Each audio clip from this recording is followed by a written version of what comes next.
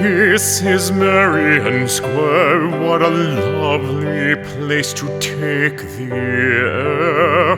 The most elegant people live there, in Dublin's most fashionable square. This is one Marion Square, Sir William and Lady Wilde live there. He is short and dark, she is tall and fair, and the two of them make such an interesting pair. This is Marion Square, what a lovely place to take the air. The most elegant people live there, in Dublin's most fashionable square. It's an exciting life they share, but not without their share of care. Mrs. Wilde hosts such brilliant soirees there, with candles and genius ablaze. This is Marion Square, what a lovely place to take the air. The most elegant people live there, in Dublin's most fashionable square. This is Oscar and Willie and Doctor and Lady Wilde going to bury their youngest child.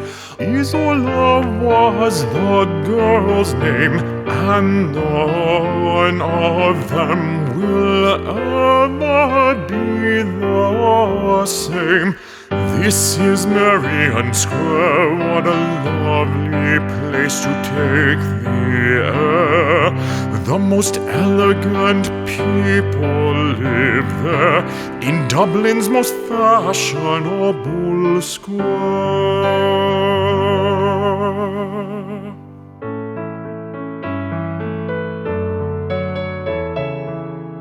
My mother called me Oscar. A name she thought was misty and grand, and even oceanic. It has caused me great despair.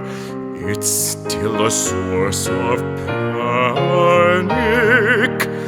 It is a string of appellations with O's and F's in twos, from Irish history and ancient legend and double W's. Oh yes, she called me Oscar when I was just a child. Oscar, Fingal, O'Flaherty, Wills, Kingsbury, and then the Wilde. The Fingal and the Oscar are from ancient Irish legend about the poet warrior known as Ossian, and Oscar was his favorite son, and Fingal was his famous father, the hero in his heroic poems saved Erin from her enemies. Oh yes, she called me Oscar when I was just a child. Oscar, Fingal, O'Flaherty, Wills, Kingsbury, and then the Wilde.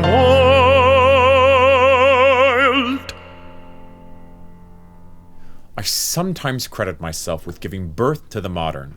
As the father of the paradox, the perverse, the contrary, I can rightfully claim paternity. What is your aim in life, Mr. Wilde? Success, fame, or even notoriety. Who are your favorite poets? Keats, Euripides, and myself. What is your favorite occupation? Reading my own sonnets. That will do for now, Mr. Wilde. In interviews and examinations, the foolish ask questions that the wise cannot answer. Yet the wisdom of Oxford is legendary.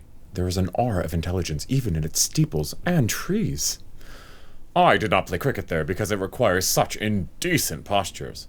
But I did sometimes play dominoes outside. For me, the only possible exercise was to talk. It is so exhausting not to talk. My magnetic personality soon ensured me a large circle of admirers. For me, Oxford was, above all, one person, John Ruskin. My dearest memories are my walks and my talks with him, my priest, my prophet, my poet.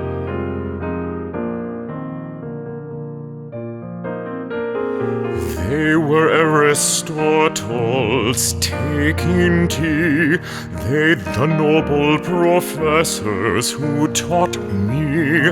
They were my tutors,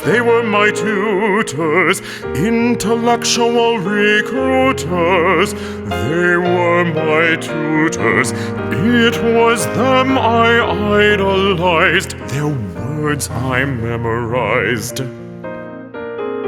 I studied with the brilliant Ruskin, the one who taught me to love Etruscan.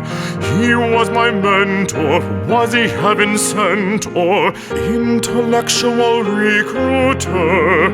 He was my tutor, it was him I idolized, his words I memorized. I studied with a genius pater, a famous aesthete and educator, and out of beauty he made a duty. Intellectual recruiters, they were my tutors, it was them I idolized, their words I memorized.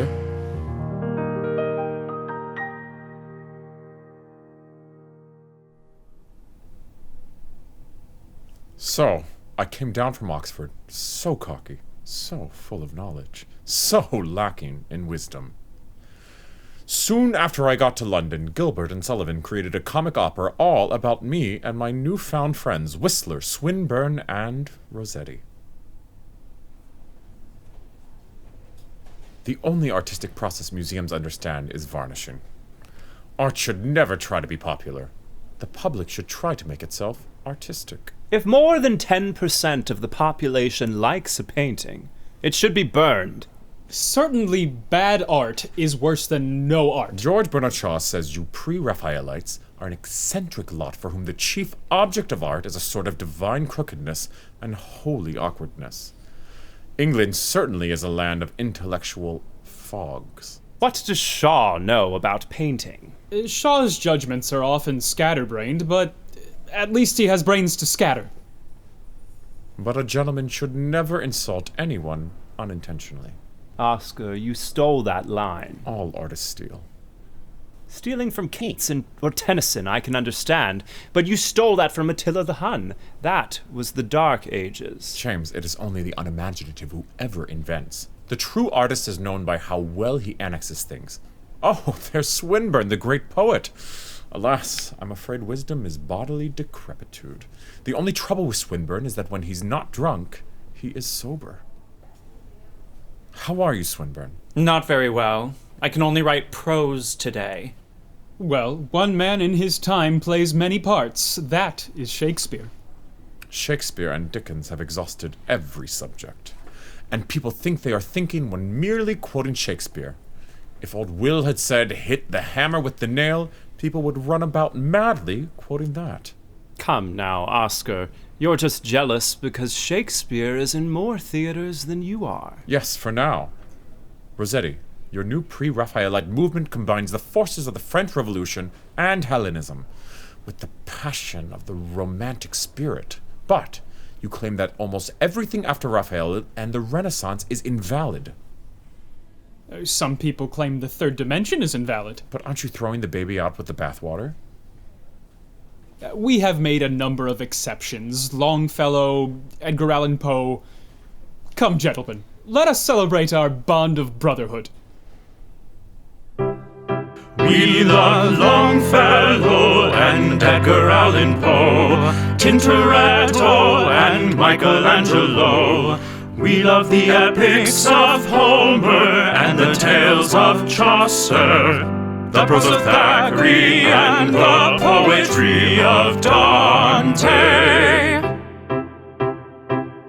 We are the Reverend, the Brotherhood of Pre-Raphaelites, Local 109. We love Hogarth and Joan of Arc, the Gothic, the Tragic, Bacon and Byron, Newton and Tennyson, the strokes of Da Vinci, the lines of Shelley, Hilton and Milton, Cromwell and Raphael, Titian and Poussin, Goethe, Quixote, Mrs. Browning, Mr. Browning, Christ, Job, Columbus, Isaiah and us.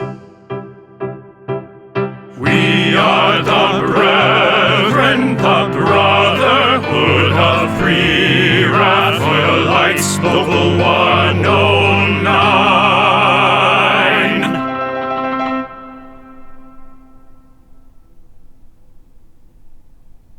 Ah, Rossetti, you shine with the ambiguous light of a red torch in a dense fog. And you, Lillie, how is Prince Charming? Princely. And charming, of course.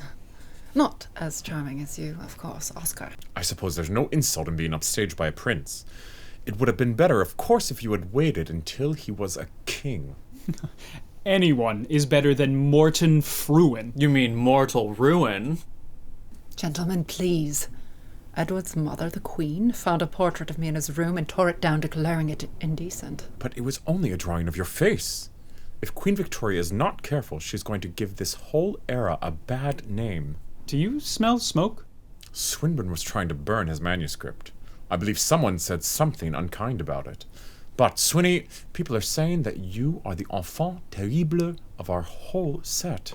I am deeply flattered, but I don't want to be part of some set, like a chess piece. Then let us call ourselves a sect. Too religious for me. Can't we be a movement? Not until we're dead. What about a society? No. Here it is every poet for himself. Poet eat poet. How unappetizing. Wretched little donkeys of critics. They may call this the golden era of insults. So golden, it's jaundiced. Swinny, have you recovered yet from that vile review we all got in the Times? Personally, I had to take my bed for a day. But there was a compliment in it for Rossetti. Not all his work is trash like this. Today, every effect that one produces gives one an enemy. To be popular, one must be a mediocrity. Popularity is the one insult I have never suffered. The one thing the public dislikes is novelty.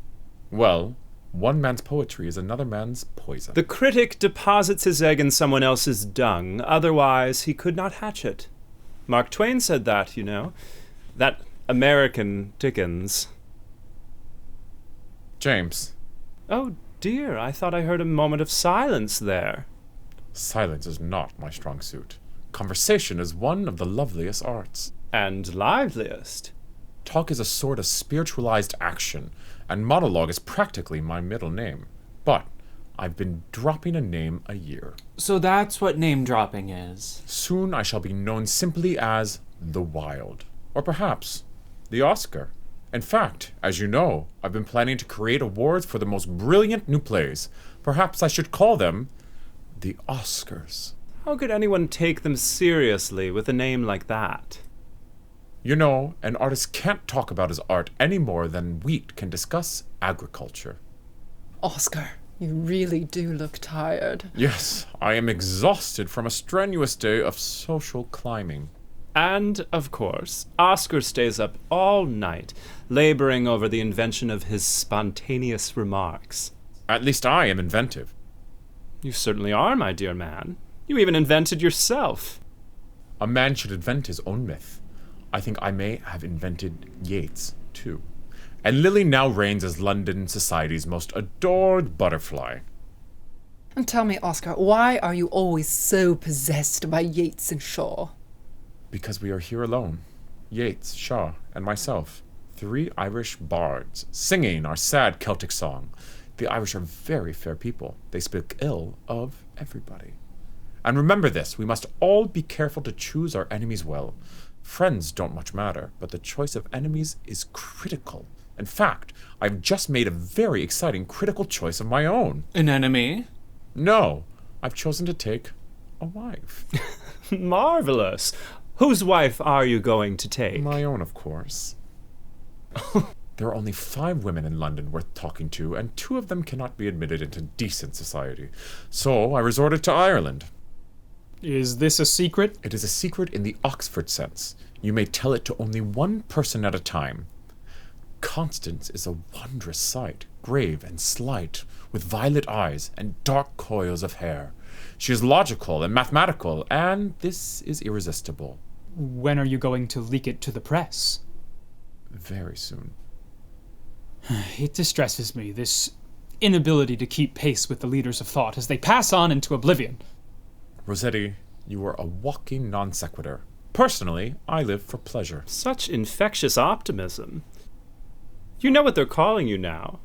The High Priest of the Decadence. A religious title? Then may God help me. You can all be my congregation. God and other artists are always a little obscure. If Triangles had made a god, I'm sure he would have had 3 sides. They are even calling you a professor of aesthetics and a sovereign of insufferables. Sovereign? It has an imperial quality. It suits me. Indeed. Imperious suits you better. I think you are an aesthete. As for me, I flunked out of West Point, chemistry. If silicon had been a gas, I would have been a major general. Thank God it's a solid, Whistler, or you would be a corpse by now. Instead, I am a great painter. The proper aim of art is the telling of beautiful, untrue things. And there is a love triangle between beauty, art, and passion. Beauty existed before, but art owes to Oscar the great social vogue she enjoys today. So, if you wish to acquaint people with art and beauty and passion, you must introduce them to Oscar. I am quite capable of introducing myself, thank you. I'm not an Oxford ton, all dried up, dull and wan. I'm a poet and a dramatist. I'll be famous and or infamous. I am a man of heart. I am a man of art. I'm not a man of sport, not playing on some court. No one says I move athletically, though I've proved myself aesthetically. I am a man of charm. I use it to disarm. My mother was courageous. Perhaps it was contagious.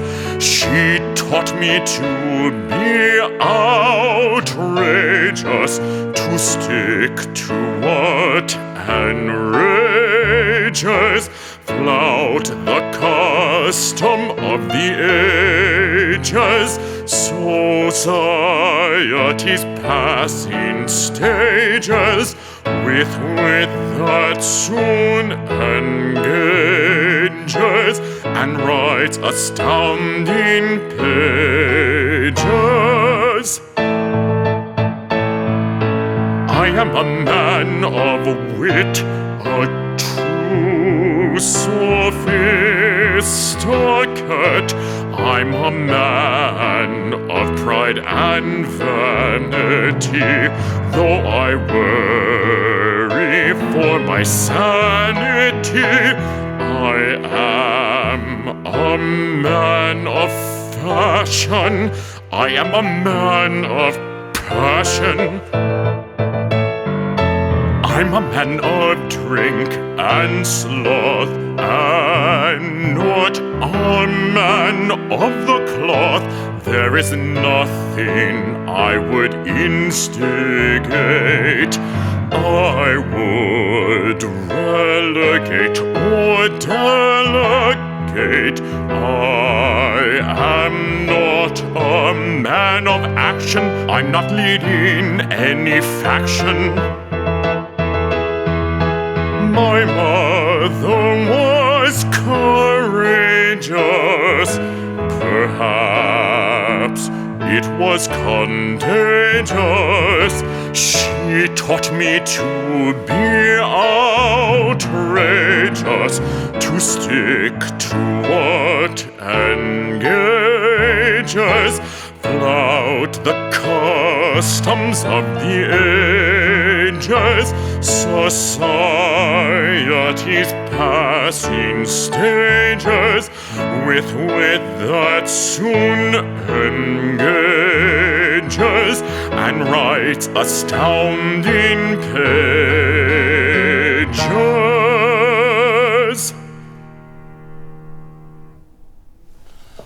Oh, Lady Jane, I'm so sorry I kept you waiting, but Oscar... He always said punctuality is the thief of time. He can be a bit trying. My dear, you must be more careful in your choice of words. Maddening, perhaps. Exasperating, but trying hardly does him justice. Oscar has one of those terribly weak natures that are not susceptible to influence. You are always right, Lady Jane, when it comes to words. It must be the poet in you. It is not for nothing that I am descended from Dante. And how is your dowry coming along, my dear? Oh, it is all too easy to spend, I'm afraid. Take care, my dear. Oscar has no head for figures, except yours. And he certainly is difficult. Being difficult is an art. Being naughty is how he got his start. While other kids were late to school, my Oscar broke most every rule. While other boys just made some noise or broke their toys, this one destroys Lord Fauntleroy's statue in the square. While some just flew a kite, my son would write the Lord's Prayer backwards in Hittite, or he'd recite his Latin in Spanish out of spite. My son developed the look, but my husband wrote the book. At least Oscar can cook, but Oscar cannot be mild. My son is simply wild. When Oscar was still in knee socks, he was already painting peacocks. Oscar might be insulting. He might be revolting. Oscar invented fashionably late. My son invented fashionable hate. Oscar makes a passion of excessive fashion. My son makes a fashion of excessive passion. When I called my baby Oscar ma chère, he replied ma mère. While other babies only cooed, my son was already rude. My young son dominated each discussion. My little one kept them all transfixed in Russian. Oh, but on being difficult, Oscar wrote the treatise. It was his senior thesis, and it has given me the gout, liver trouble, and diabetes. His most famous style, designed to really rile. The gentle art of making enemies, and with this one work he smote, sent them to their swift ends, his 10 remaining piece of cake your son must He be. loves making enemies. But he is always late, stains his cravat at the plate. He is my pride and joy. He is my darling boy. Oscar doesn't take men on in sport. My son just takes them on in court. Now just a minute, lady. It is my husband you are upbraiding. Everything you say is true, but he is genius through and through. It's embarrassing and harrowing. It's distracting and nerve-wracking, but it's a brilliant bond of Genius, overactive ego, brains and penis, the mother of a genius must cry aloud, but I am proud. I am so proud, For geniuses aren't made, they're born.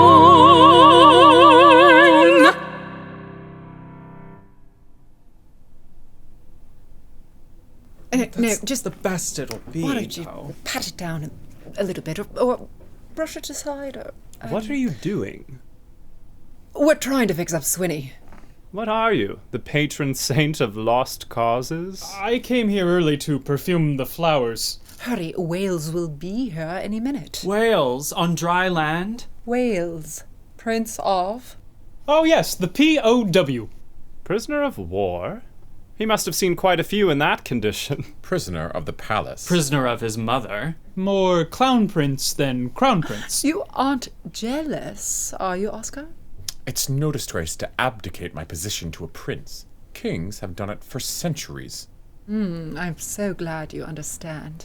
But he's hardly ever late. You never know. The oddest people can be late. Like his grandfather, the late King George. George the Crazy? No, George the Weird. Oh yes, George IV. Where is Constance? Upstairs, feigning a headache. Oh! There he is. I have come here with the express purpose of meeting you. As I was saying to Lillie, I have not met Mr. Wilde, and not to know him is not to be known. The two women I have most admired are Lillie Langtry and your mother, the Queen. I would have married either one for pleasure, but, as it was, I was privileged to befriend the first and serve the second. Her Majesty has been a good queen, and I hope that one day I shall become a good king. Oh, I do hope not. Good kings are the only dangerous enemies of modern democracy. Of course, there's always been a place in history for regicide. Reggie Sykes, don't know the man. Can't be an Etonian. Ah, you were at Eton. I was at Harrow. How harrowing. I think that, in the case of really bad puns, the death penalty might be in order. The other night, I saw your play about the unimportant woman. Do not change a single line. What a splendid country where princes understand poets. I am the painter, James A.M. Whistler. How marvelous. A morning person, like myself. And who is that?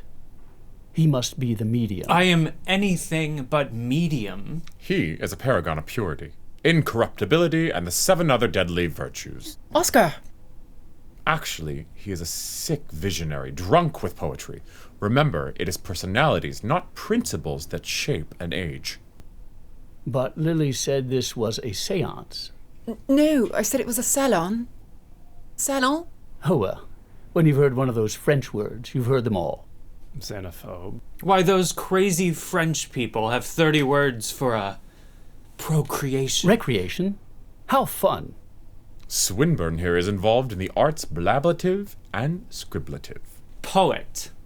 Prince. Rossetti here is becoming more ostracized every day. Nonsense. I hear that you have been teaching Latin to Lillie. Aren't you afraid that if she goes around speaking Latin, people will mistake her for an Italian, or a Catholic, or even a Roman? The Romans conquered us, you know. Still a sensitive matter. And I hope you won't fill her head with a lot of ponderous imponderables that need pondering. Oscar, as I said, you are looking tired. Yes, I worked all morning editing the proof of one of my poems, and took out a comma. How draining. And I almost had a brush stroke. And then in the afternoon, I put the comma back in again. Yesterday was worse. Mr. Piggott, examiner of plays for the Lord Chamberlain, Lord High Examiner of Plays. Lord High Executioner of Plays. Yes, he demanded censorship of my play. The censor is there in case Her Majesty should wish to go to the theatre. How often does she go? Once a year, or twice. So the entire public must see plays crippled by prudish hypocrisy? Oscar! Yes. Yes. I was arguing with Sarah Bernhardt over how her part should be interpreted, but we came to an impasse. I said, "Do you care if I smoke?" And she said, "I don't care if you burn." How interesting. So interesting. Of course, I don't know much about plays, art, that sort of thing. Art happens. No hovel is safe from it, no prince can depend upon it. Even the vastest intelligence cannot bring it about at will. Art is a veil, not a mirror, not just a reflection or repetition. She is a whole new song. Art, the things they hang on castle walls.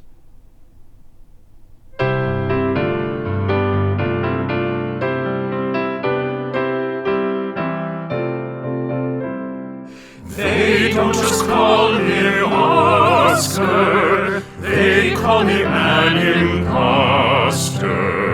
I treat life as fiction, art as my reality. For beauty is truth, and truth is beauty. They say that I just posture. Even scoff at the art I foster. Art for art's sake, art for art's sake, art for art's sake, art for our sake, art for your sake, truth for truth's sake, thought for thought's sake, craft for craft's sake, love for love's sake, life for life's sake, beauty for beauty's sake, us for our sake, Oscar for Oscar's sake. They don't just call me Oscar, they call me an impostor. I treat life as fiction, and art as my reality.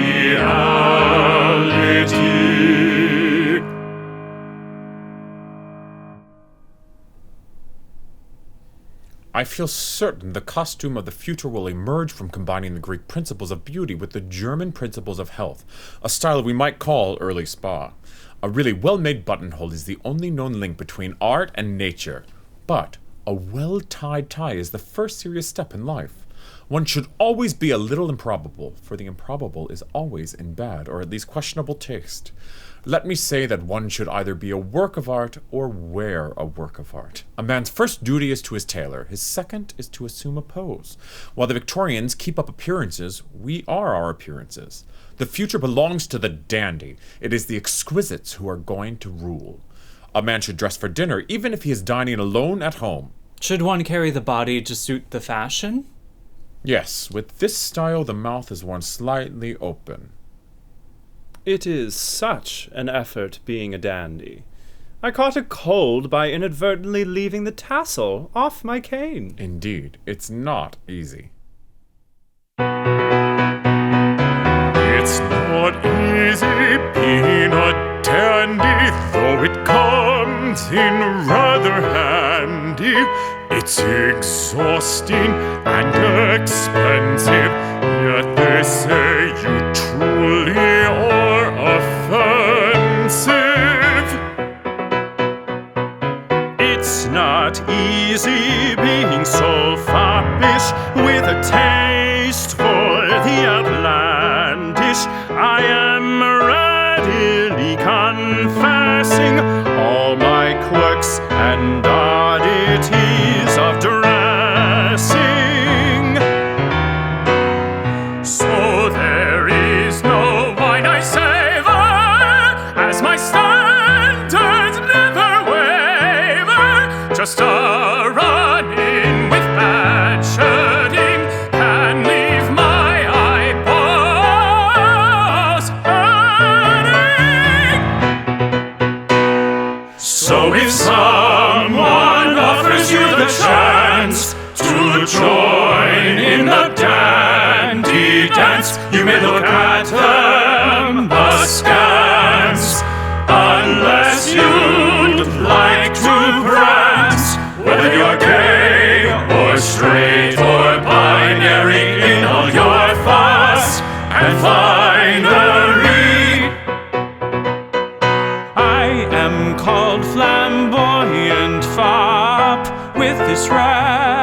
garish, garish mop. The little bun, the little mull. 1 mile suits my mouth just so. With our velvet and our ruffles, we can get into many tussles. You can do it anyway. We all do it every day. It's not easy being Irish. It's not in fashion, it's not stylish. So I dress like England's own do, trying to look like gentlemen homegrown do.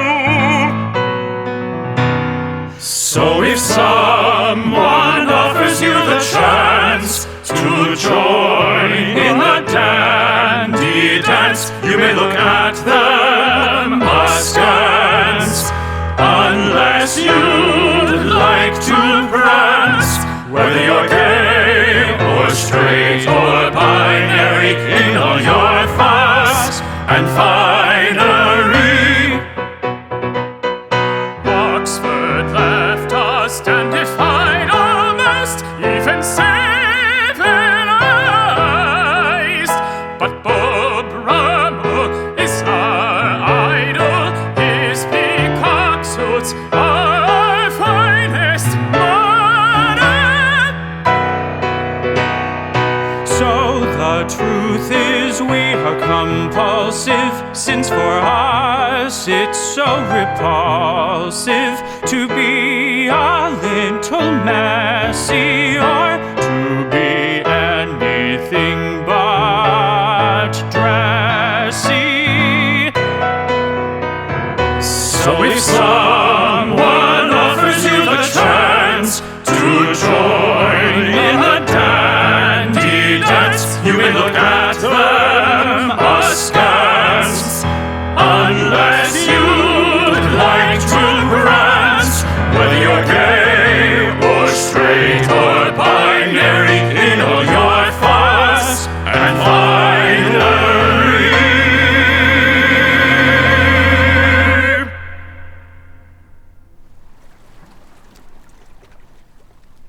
Mr. Wilde, why did you wear such a heavy overcoat over there during such a mild winter? I carried to hide the hideous sofas in their hotel rooms. What about Mrs. Arthur Bramwell? They say she is the new patron saint of the New York literary world. The poor thing tried to found a salon, but she only succeeded in founding a saloon. Do you think there is any common ground left between England and America? Oh yes, nowadays we have everything in common with America, except, of course, the language. And our two peoples have an infinite capacity for mutual misunderstanding. What about so-called American traditions? The youth of America is their oldest tradition. It's been going on now for 200 years. Do you believe America was actually discovered by Columbus? Oh no, it had often been discovered before, but it had always been hushed up.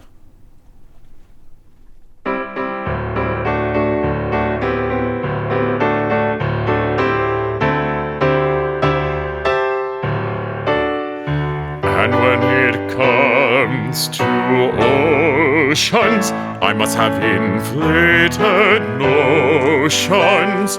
For the Atlantic so anointed, I was sorely disappointed. As I said at U.S. Customs, I have nothing to declare, but my wit and genius. Tax them if you dare. I have already civilized America. It is always nice to be expected, but also good to be rejected. It's delightful to be adored. yet it is fun to be aboard. I was speaking of the Renaissance, which had put them all to sleep. But when I spoke of Mr. Whistler, it brought them to their feet. And when I called his painting Nocturne in blue and gold, they chased me out with picks and shovels into a night of freezing cold.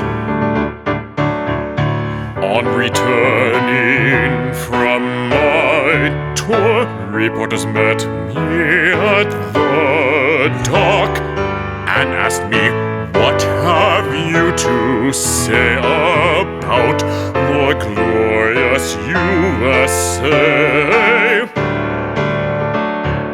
I have already civilized America.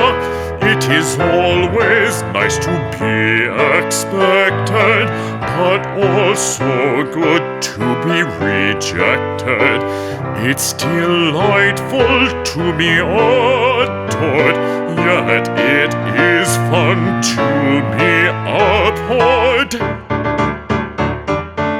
Is there hope for those barbarians and those cultural contrarians? And I looked them in the eye and gave them my reply.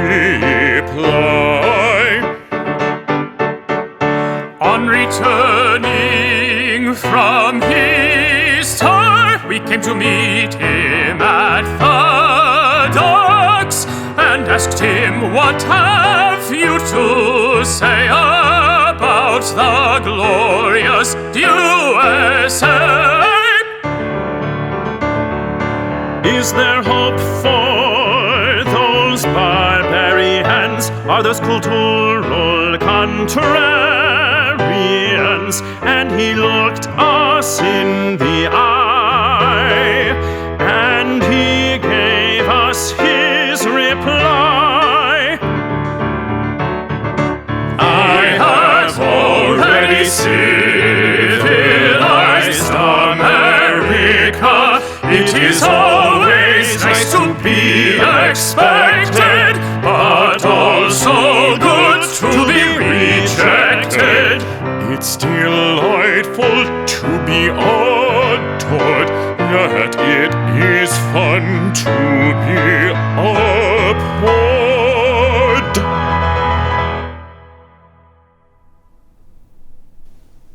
Mr. Wilde, do you know Lady Bracknell? Lady Bracknell?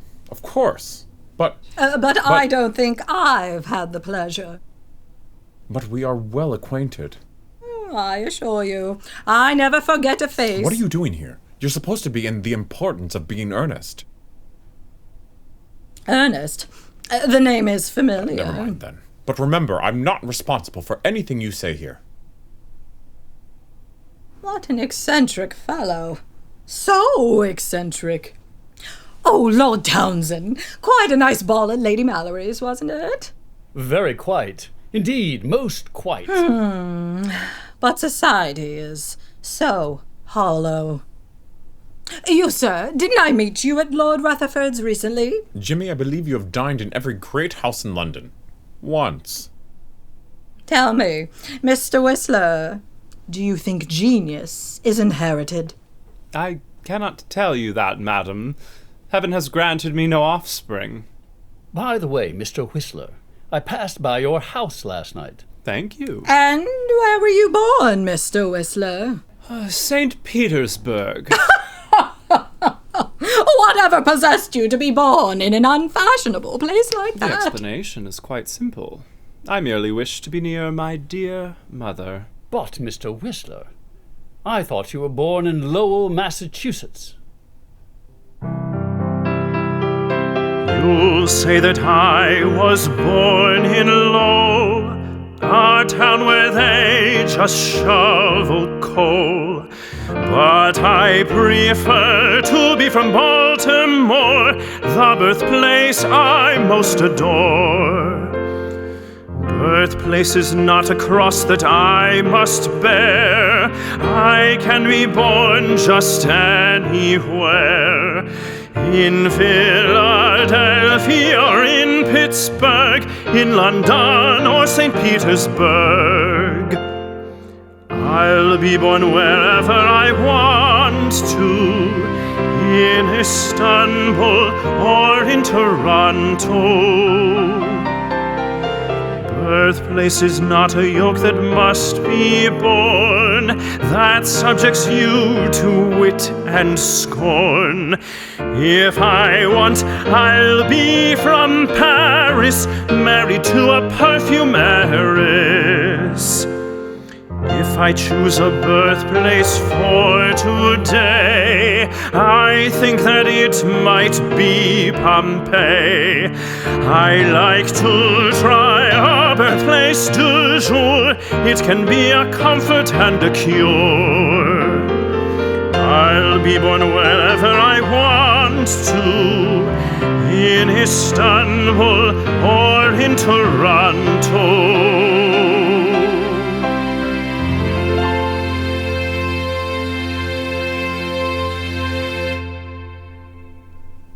How peculiar!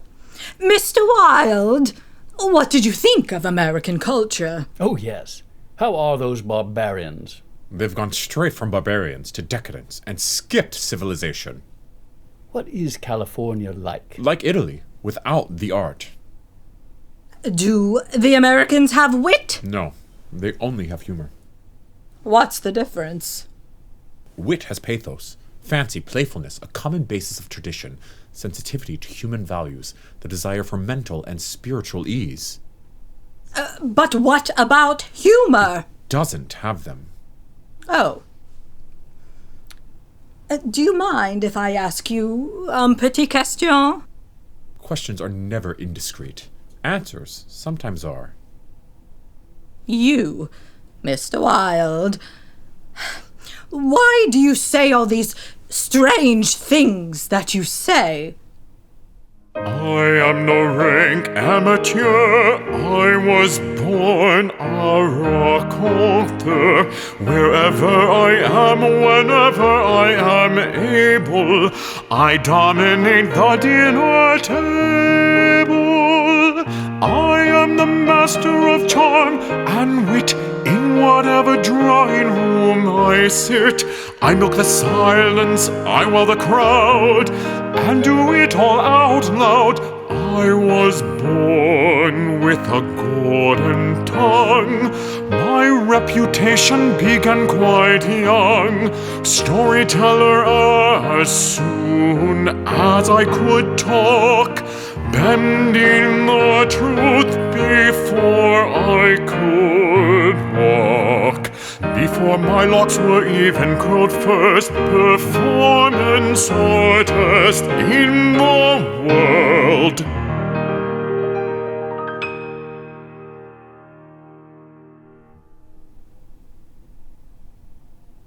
In London, one can lose one's time most delightfully, but one can never lose one's way because the street signs are in English.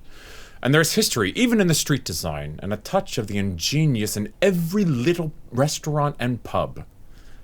Writers have shed barrels of ink and tears and wine trying to distill the essence of London. Henry James claims that he was born with London already in his head. I often turn to Café Royal for inspiration.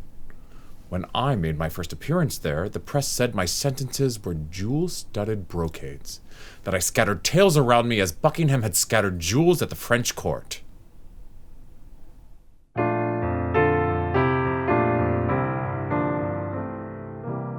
We are drinking purple wine and talking of purple things.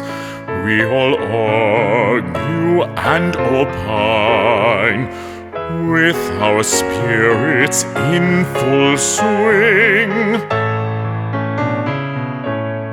Whistler, Swinburne, and Rossetti, with their brilliance lit the room, and with me and Burgundy,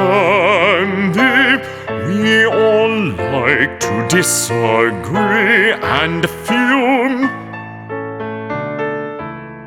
We are drinking purple wine and talking of purple things.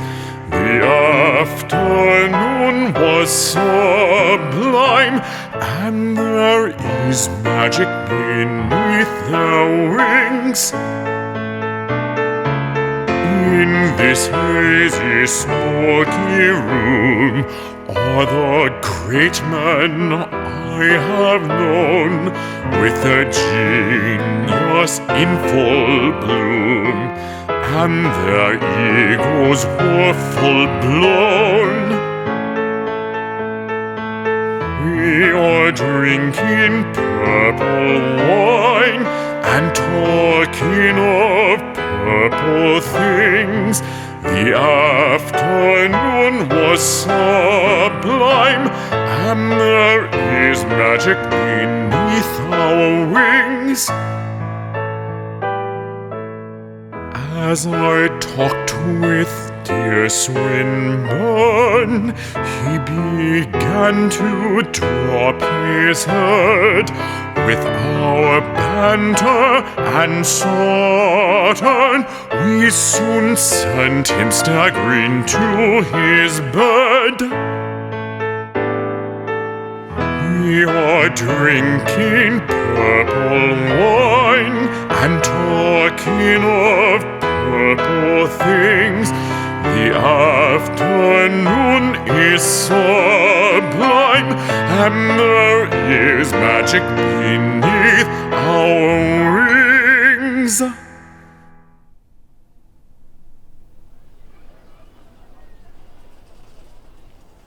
I believe you two are acquainted? Well acquainted.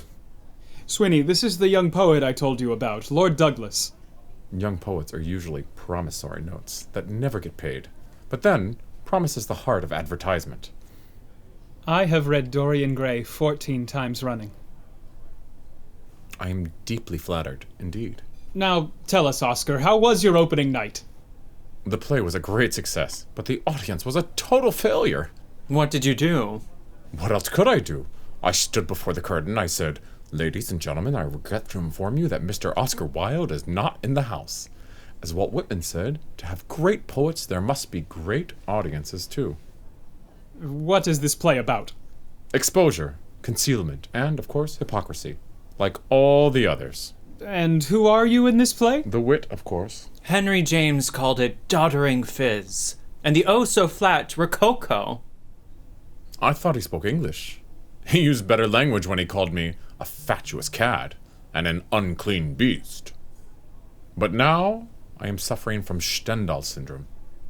From what? Overexposure to art and beauty. Stendhal got it from spending too much time in Italy. You know, Oscar, playwriting is only your second best art. Talking is your first.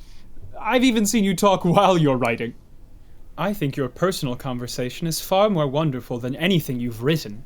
That sounds a bit insulting. Sorry. My dear Lord Douglas, your warmth is luminous, but your cold is glacial. I can stand brute force, but brute region is unbearable and unfair, like hitting below the intellect. They say you would sacrifice anybody for the sake of an epigram. Not true. For the sake of paragraph, perhaps. The Irish are a nation of brilliant failures, but they are the greatest talkers since the Greeks. No one is willing to interrupt the music of so magnificent a virtuoso. Whistler has never lost an argument. But Oscar has never lost a conversation. Yes, I have the pleasure of astounding without ever being astonished. But sometimes you seem like an entranced spectator of your own dazzling eloquence. To become a spectator of one's own life is to escape its suffering. But talking is so much air on the wind. No one will ever be remembered for talking. I intend to prove you wrong. To begin with, I will prove that spontaneously and automatically I can talk about any subject. All right, then. The Queen. The Queen is not a subject. Isn't that your father over there?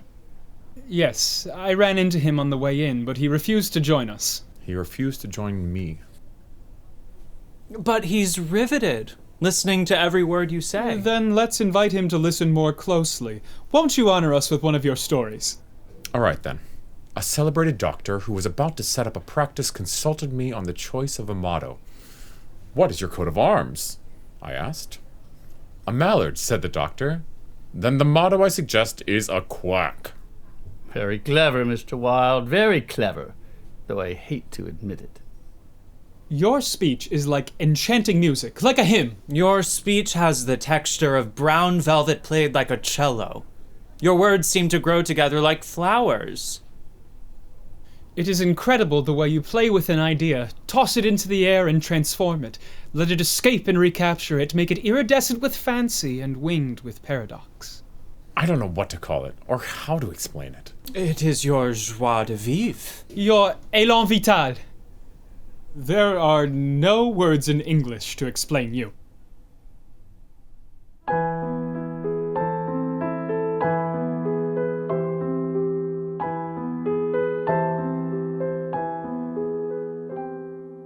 Call it élan vital, call it my joie de vivre. It's my vital force, alarming energy. A spring wound up in me, a spring I must set free. Hunger for reality, ravenous personality. My only crime is trying to live more in my life than life can give. Trying to squeeze from it that extra little bit.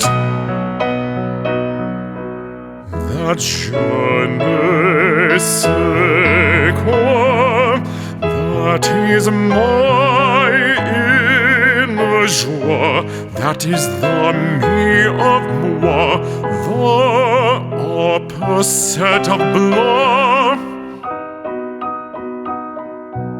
The craving for more life, the need to drink my fill, so call it lust for life, or call it what you will.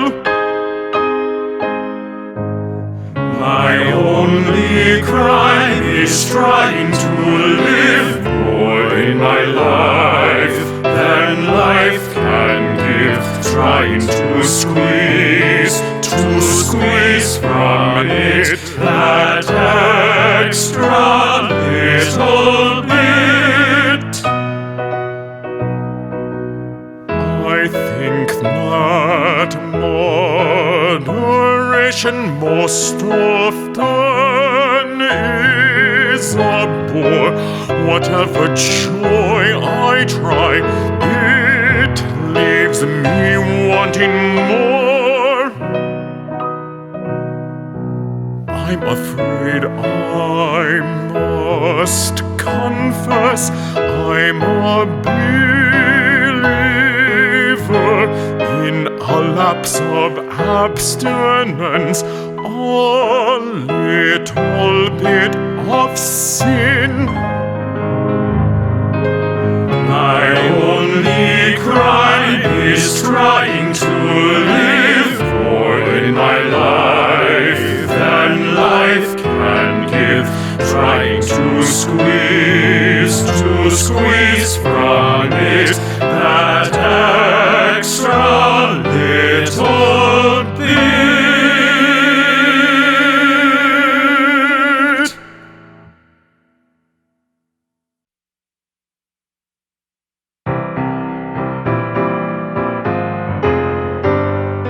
If England has the luck to find a genius in their midst, they throw him in the nearest jail or find a similar abyss. Asylums also do quite well to neutralize the genius spell.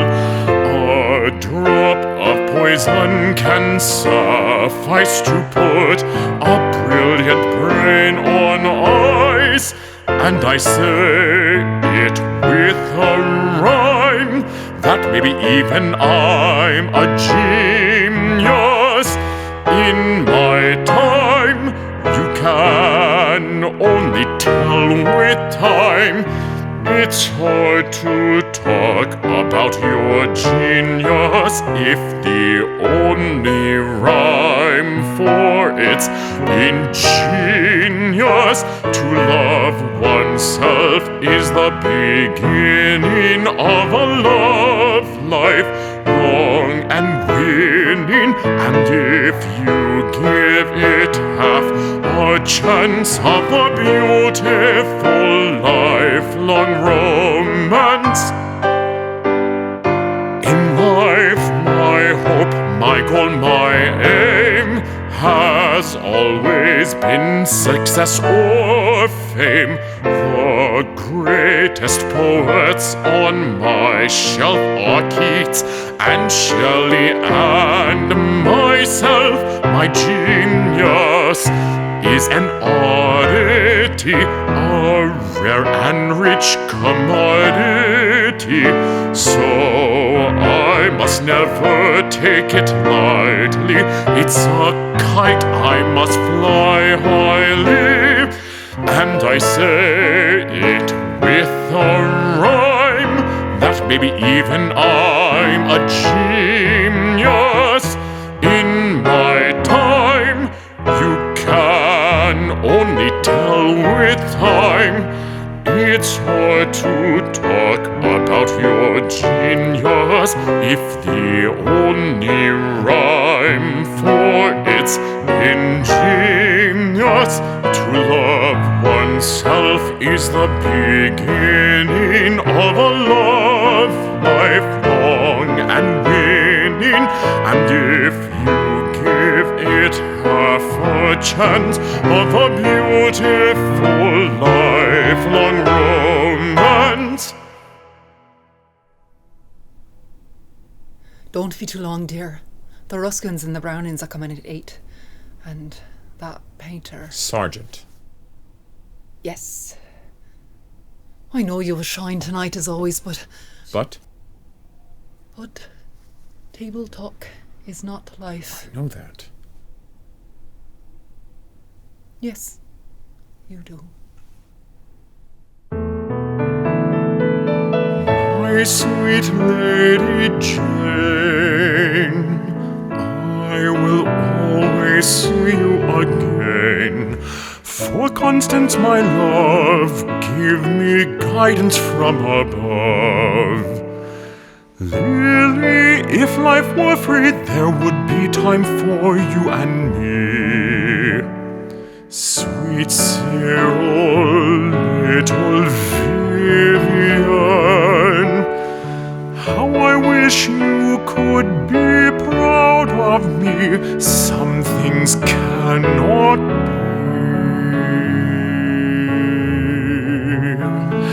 My dear Lady Jane, your loving son I will remain. Sweet Constance, my dear, in spirit I will be here. You must try not to fear, I wish I always could be near. Lillie, if life were only free, there could have been time for you and me. Some things cannot be.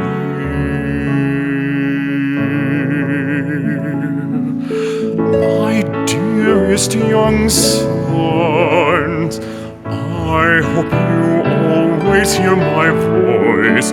We must make a choice without guidance from above. Between love and love, what a world we are living in. Sweet Cyril, little Vivian, how I wish you could be proud of me. Some things cannot be.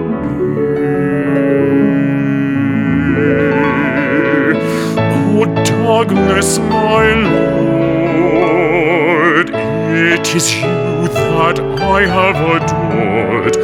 But this love for you, you know I cannot afford. My beloved lady life, though I have endured so much strife, your days I try so hard to fill. I have no time left to kill. I worship you still.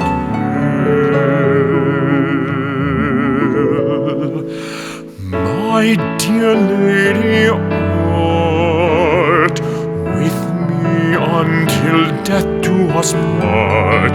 You brought me such joy ever since I was a boy. I gave myself to you, I gave my entire soul to you. My wife, my mistress, Lady Art, I was faithful to you, and you were honest and true.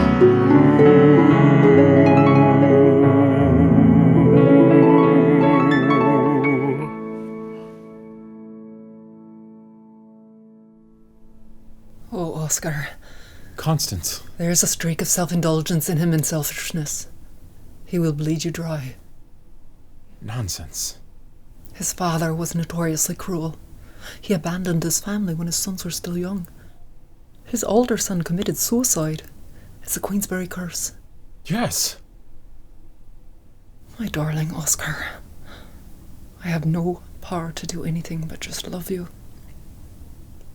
My whole life is yours to do with as you will.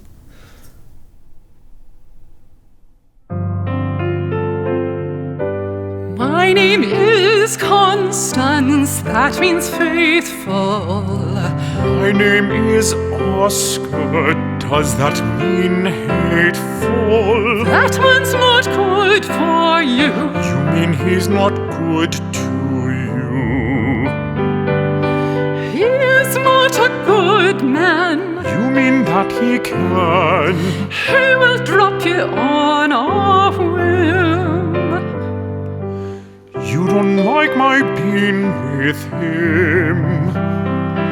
This is a hopeless situation. You mean he'll stain my reputation? This is a hopeless conversation. My name is Constance, that means faithful. My name is Oscar, perhaps that means hateful. My name is Constance, that means faithful.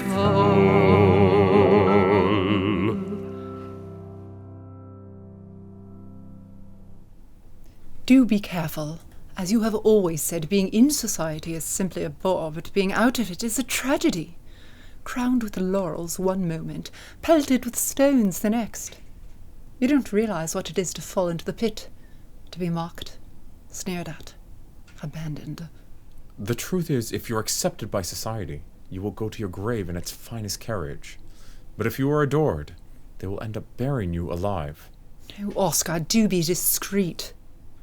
Don't worry. Discretion is the better part of cowardice. And the prince? By the time I return from Paris, he will have a new mistress. He may already. I'm sorry. I did not go into this with delusions of becoming a queen. If I have any special merit, it is the art of looking the truth in the eye. Yes, I know. And if you have any defect... I know. I'm a dreamer. An ostrich. The one luxury you can't afford. Goodbye, Lillie. For now. For now. I've got Shaw's review. It just came out. Wilde's play is as new a comedy as we've had this year. Wilde is our only complete playwright. He plays with wit, with drama, with philosophy, with the whole theater.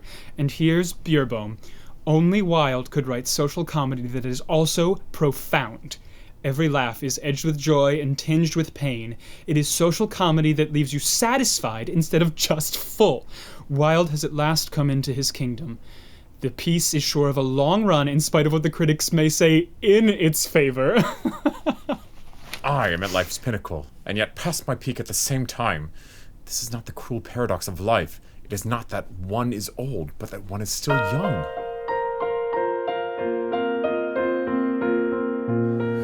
Visions of life, time that lies ahead, lives that forever remain undead, islands where treasure still abounds, new lands to claim, new faiths to found.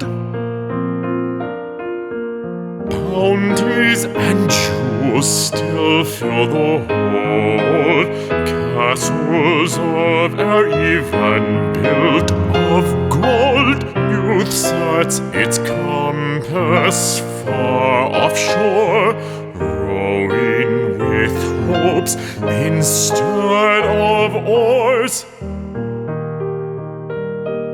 Youth as a kingdom waiting for it, waiting for it.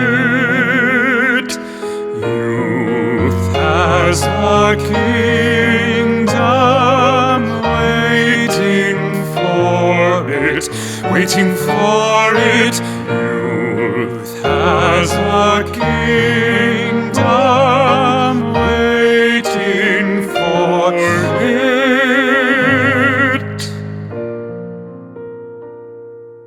Youth has a kingdom awaiting it. Wilderness glistens ahead of it. Rivers unrafted, fields to clear, new tastes to taste, new sounds to hear. Visions of lifetimes that lie ahead, lives that forever remain undead, islands where treasure still abounds, new land to claim, new faiths to found. Youth as a kingdom waiting for it, waiting for it. Youth as a kingdom waiting for it, waiting for it. Youth as a kingdom waiting for it. Those whom the gods love grow young. I suppose that won't include me. I'm afraid not. And those who are faithful know only the trivial side of love. It is the faithless who know love's tragedies. Yes, it's true. Selfishness is not living as one wishes to live. It is asking others to live as one wishes to live. No doubt. The only charm of the past is that it's the past. There is always something absurd about the past. In this world there are two tragedies. One is not getting what one wants, and the other is getting it. Prayer must never be answered. If it is, it ceases to be prayer and becomes correspondence. It is when the gods wish to punish us that they answer our prayers. Douglas, those who have love or genius are condemned to search in vain for someone to share them with, and you are the atmosphere of beauty through which I see life. When we are out of tune, the color goes out of everything.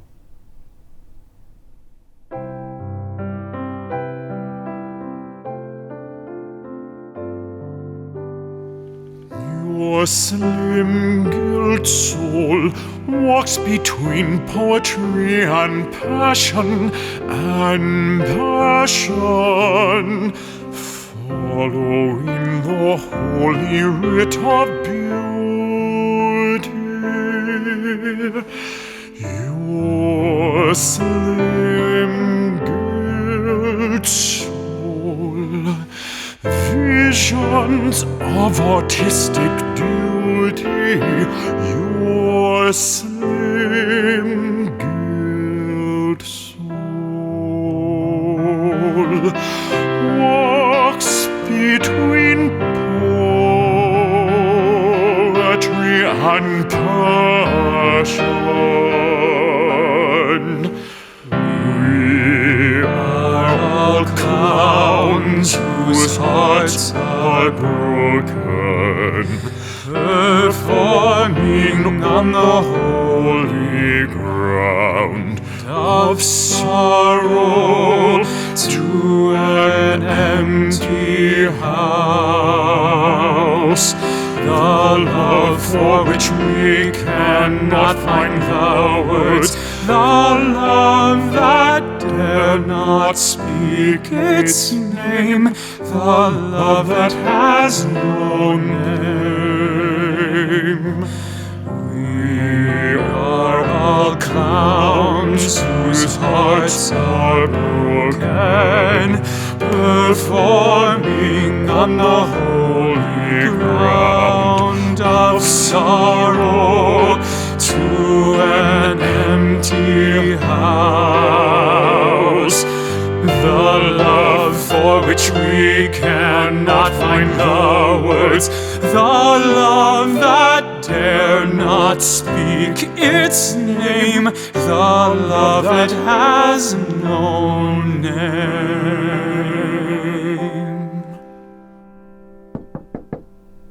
Good afternoon, gentlemen. It's good to see you. It has been too long. How is Whistler? You haven't seen him? Not for a long time. He makes interesting excuses. He hasn't spoken to me in a year. I always knew he wasn't a true friend. How did you know? Because a true friend always stabs you in the front. By the way, Salome was finally performed in Paris, Toulouse. Lautrec himself did the program. Yes, I know. They are calling it the Echo de Paris because the audience's applause rang all the way across the channel. Rossetti, I'm touched by your generous review you wrote. It is not generous, it's genuine, serious and sincere. I should tell you, Queensbury, Douglas's father, left me a threatening note. Yes, we heard. I'm afraid all of London has heard. Thank God plague and fire don't travel at the speed of gossip, or London would no longer be here. Deep down, don't you think that you might be tempting Providence? Surely Providence can resist temptation by now. Did you reply to Queensbury? I cabled back. What a funny little man you are. That is short and sweet. Yes, there are a few things I left out. Such pugilance is not surprising for a man who wrote the rules of boxing. Perhaps it was a bad blow to your head that made you such an enemy to dread. The injury that left you dazed now has obviously made you crazed. You've always hated my eccentric dress and the objects of my loving caress. My father was a Queensberry. He was the 8th Marquis of this illustrious family, spun out of air and mystery, not a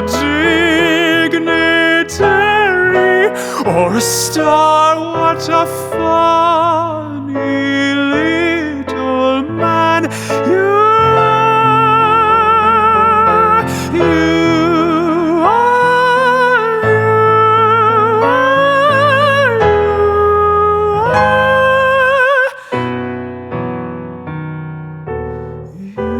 keep threatening to disown me if you find that Oscar is alone with me, and however will you atone for me, and for what purpose have you grown me?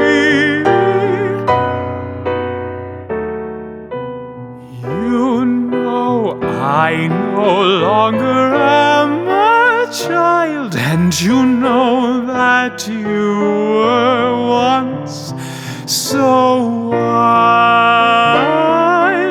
And though the party is consenting, you are still completely unrelenting. My father was a Queensberry.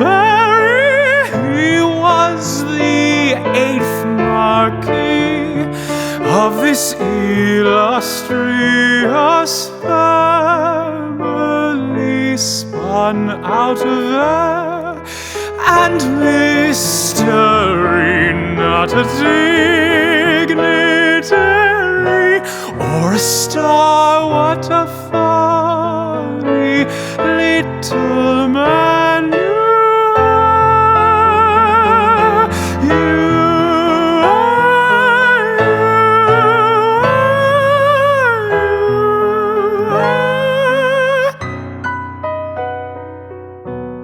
At his stage door you left that vile bouquet of the vegetables of the dead. Do you think he's so suggestible? Are you calling him a vegetable? Such stingingness is not surprising for a man who disowned his own son. Were you just being very miserly or tyrannical and kaiserly? My father was a Queensberry. He was the 8th Marquis of this illustrious family, spun out of air and mystery, not a dignitary or a star. What a funny little man you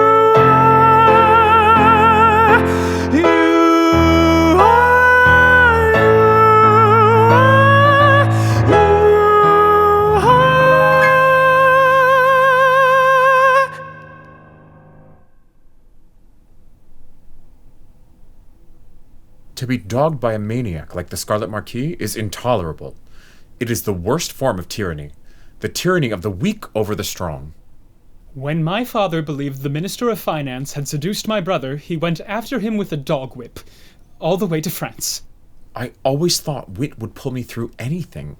Say, do you think there will ever be 10 years in history when a person can do what they want in bed? A person's bed should be their kingdom. If not their empire. I am ever the spendthrift of my own genius. I am a dreamer. A dreamer is one who can only find his way by moonlight, and his punishment is that he sees the dawn before the rest of the world. Society can forgive a criminal, but not a dreamer. True. Every man has his disciples, but it's always Judas who writes the biography. Yes, Judas is very prolific. You know, life itself is like a play. Sometimes you get an encore. Sometimes you forget your lines. The world is a stage, but the play is badly cast. I had a brilliant overture, and this is my denouement. Before long will come my finale. Fear not. Posterity will not censor you. Really? When does it begin? Remember, there is no censorship in heaven. How do you know? Would you let a censor into heaven? Certainly not, nor a critic. That's what beautiful harp music must be. Nothing but the silence of censors and critics. You have nothing to fear from them now, after your recent triumphs. Goodbye. Be sure to keep your wits about you. Certainly. The best wits of the day. I suppose I no longer look like the bard of beauty. Oscar, you look like the last gentleman in Europe. I, for one, will never outlive the century. The English people would not stand for it. Goodbye, then. Goodbye, then. I don't regret this life of mine. I threw the pearl of my soul into this cup of wine. Went down the primrose path to the sound of flutes. They've drawn honeycomb and the song of lutes.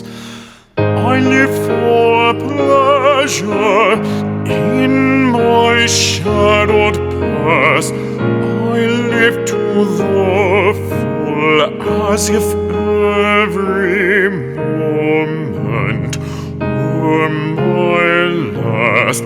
I invented myself, I immortalized my name,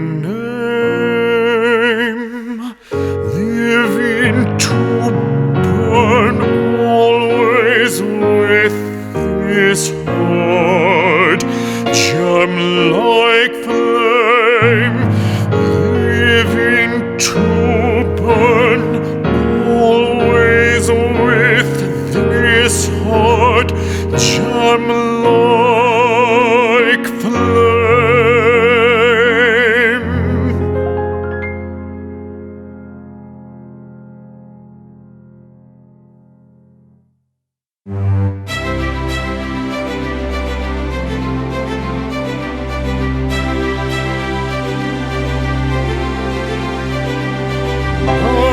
Let us celebrate my death, for when I breathe my final breath, they martyred me so certainly. They wrote my name in history. And who remembers them, the ones who would condemn? Do we sing of Edward Carson now, or members of his evil power? He is very much alive. They only sentenced him to fame. The judgment of that worthless court was to immortalize his name. They sentenced him to jail, 2 years and with no bail. But isn't it ironic that they could not make it stick? Thank you for reviving him. He's Broadway's newest revival. He feels a certain amount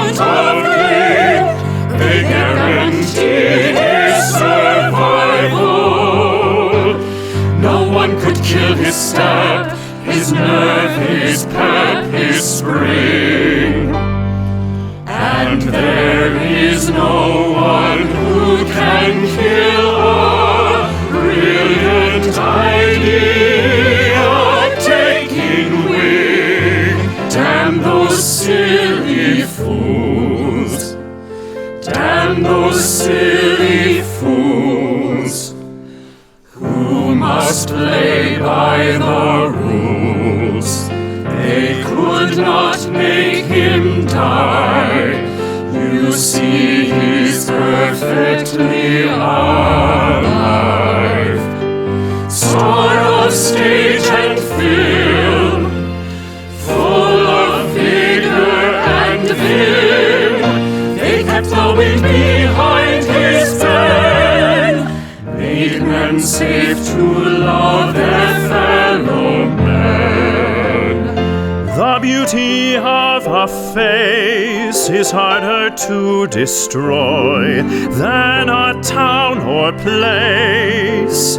You can live longer on a breath of romance than all the bread and cheese in France. And there is more light in a twinkling eye than in a morning sky. There is more light in a twinkling eye than in a morning sky. There's no doubt about it, they put him through some strife, but modern times have brought him back to life. He died in Paris, there is no better place to die. He said to the ugly wallpaper, it is you or I. 1900 was the date. It's time to celebrate the 120th anniversary of his demise, and yet he still has a sparkle in his eye.